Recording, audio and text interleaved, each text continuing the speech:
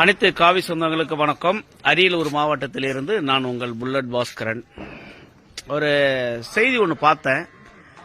அண்ணன் தொல் திருமாவளவன் அவர்களின் கட்சியில விசிகாவா அதுல பாத்தீங்கன்னா வன்னியரசுன்னு ஒருத்தர் பாரதிய ஜனதா கட்சியை கொள்கை ரீதியாகவும் நாங்கள் எதிர்கொள்வோம், தனிப்பட்ட முறையிலையும் எதிர்கொள்வோம் அப்படின்ற மாதிரி ஒரு பேட்டியை பார்த்தேன்.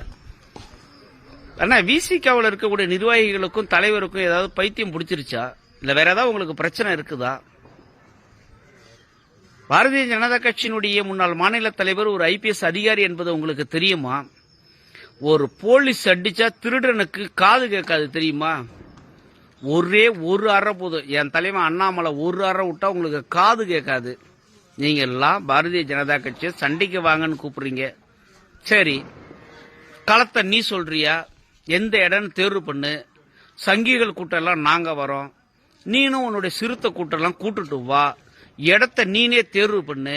கருத்தியில மோதலாமா, வேற எப்படி மோதலாம் நீயே சொல்லு. நாங்க தயாரா இருக்கிறோம். இந்த மாதிரி பொது வழியில அநாகரிகமான முறையில பேசுவதை முதல்ல நிறுத்துங்க. நீங்க என்ன நினைச்சிட்டீங்கன்னா, உங்களை எல்லாரும் ரவுடி கூட்டம் சொல்ல உண்மையிலேயே ரவுடிங்கிற மாதிரி நீங்க நினைப்புதான் உங்களுக்கு. நீங்க ரவுடி கூட்டம்லாம் இல்ல தலைவா. நீங்க பிளாஸ்டிக் சேர்ல உட்கார்ற கூட்டம் மட்டும்தான். உங்களுக்கு ஒரு சோபா செட்ல கூட உட்கார வைக்க மாட்டானுங்க. நீங்க உங்களுக்கு பிளாஸ்டிக் சேர் போதும், 2 சீட்டு போதும். நீங்க எல்லாம் கருத்தியலை பத்தியோ கொள்கையை பத்தியோ வீரத்தை பத்தியோ பேசலாம்னா, வீரத்தோட பிறந்த பரம்பரை எத்தனையோ பேர் இருக்கிறான், கொள்கையோட வாழ்ந்தவன் எத்தனையோ தலைவர்கள் இருக்கிறான், தொண்டர்கள் இருக்கிறான். இதெல்லாம் புரிஞ்சுக்கிட்டு பேசுங்க.